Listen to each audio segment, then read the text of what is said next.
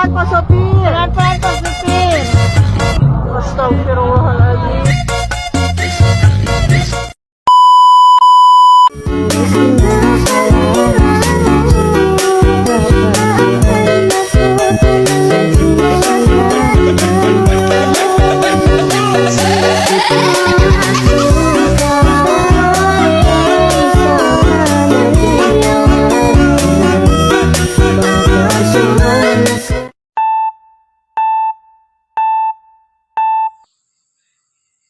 Metabolisme atau enzim.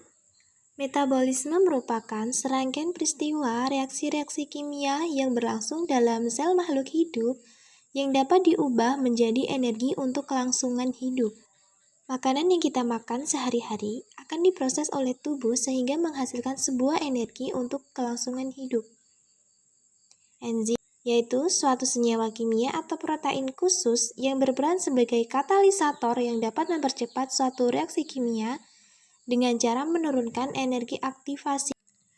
Komponen enzim terdapat dua bagian, yang pertama enzim sederhana, kemudian enzim kompleks atau holoenzim.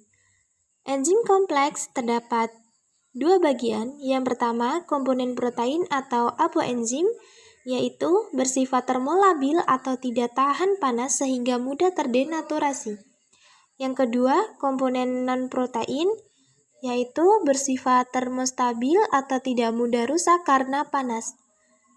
Keterangan: 1. Ada koenzim, senyawa organik, vitamin, NADH, dan koenzim A. Yang kedua, kofaktor, senyawa logam anorganik, ion logam seperti Cu, Fe, Mn, Zn, Ka, K, dan Co. Komponen enzim terdapat bagian-bagian seperti pada gambar di bawah ini. Ada kofaktor, ada koenzim, apoenzim, dan holoenzim.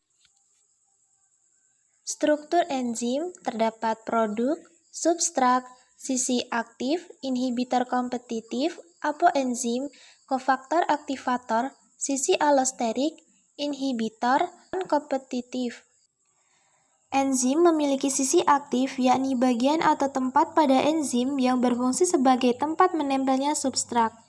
Substrat menempel pada sisi aktif enzim dan akan menghasilkan produk baru. Kerja enzim sangat spesifik karena sisi aktif dari enzim sangat selektif terhadap bentuk kimia dari substrat yang akan dikatalisis. Ikatan yang berbentuk antara enzim dengan substrat bersifat lemah sehingga reaksi dapat berlangsung secara bolak-balik. 2. Enzim bekerja spesifik hanya memengaruhi substrat tertentu saja. Ketiga, enzim merupakan protein sehingga dipengaruhi oleh pH dan suhu. 4. Enzim bekerja secara bolak-balik atau reversibel. 5. Enzim diperlukan dalam jumlah sedikit. 6. Berupa koloid. 7. Dapat bereaksi dengan substrat asam maupun basa.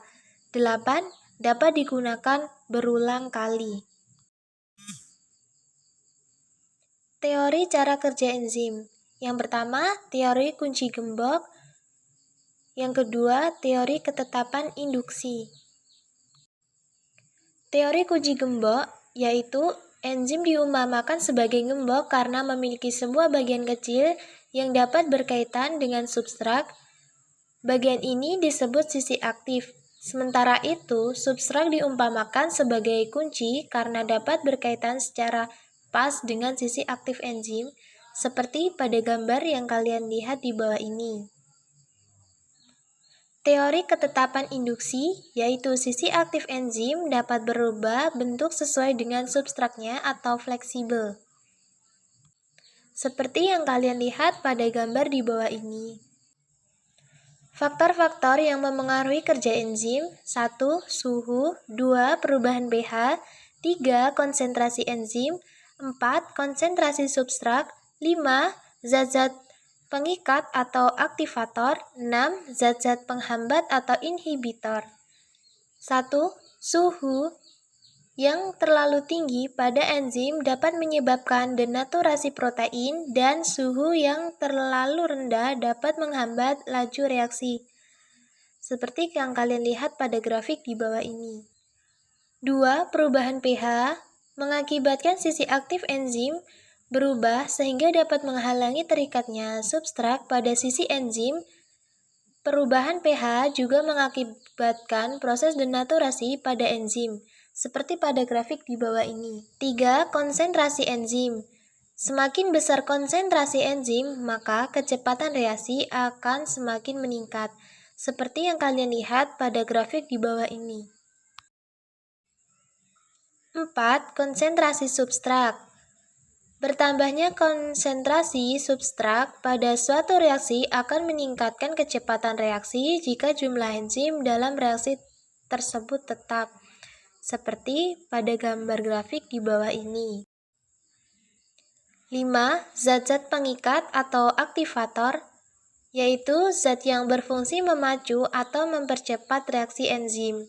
Contoh, garam dan logam alkali dalam kondisi encer 2%, min 5%.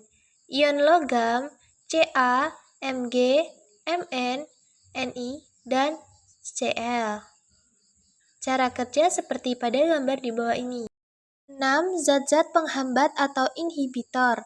Inhibitor kompetitif memberikan dengan sisi aktif enzim, tidak mengubah sisi aktif enzim, struktur mirip dengan substrat, dapat dihilangkan dengan menambahkan konsentrasi substrat.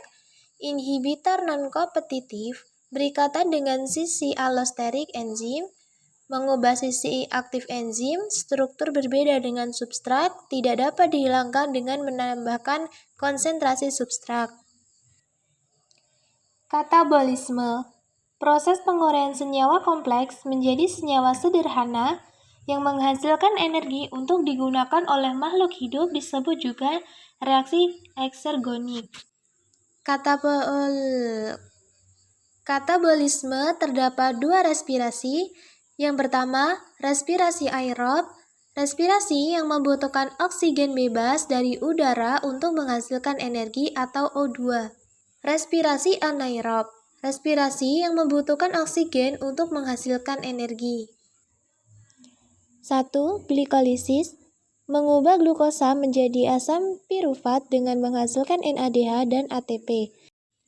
2. Dekarbosilasi oksidasi terjadi pada mitokondria sel eukariotik, sitosol, sel prokariotik, asam pirufat CO enzim A, asetil CoA, CO2. 3. Siklus Krebs terjadi pada mitokondria, sel eukariotik, sitoplasma, sel prokariotik. 4. Transfer elektron, serangkaian peristiwa pemindahan elektron dan ion hidrogen atau H+.